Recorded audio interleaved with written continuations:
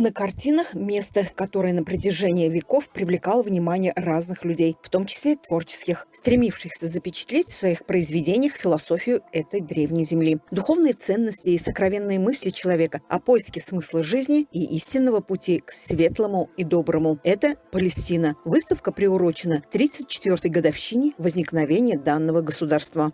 Организовали эту выставку представительство Чувашской республики и государства Палестина.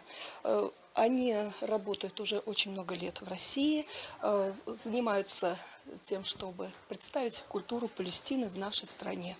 Это их идея. Мечети, храмы, места паломничества, природные живописные ландшафты, памятники библейской истории, а также портреты обычных людей, творчество современных мастеров, кисти из разных городов и регионов нашей страны и зарубежья. Оценили работы и профессиональные художники Бугульмы. Эта выставка, она является собой абсолютную новизну.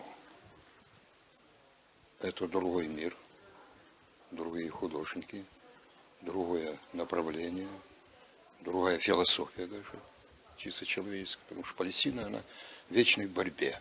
Приглашаю бугульминцев ее посмотреть обязательно. Обязательно такой пласт, очень интересный.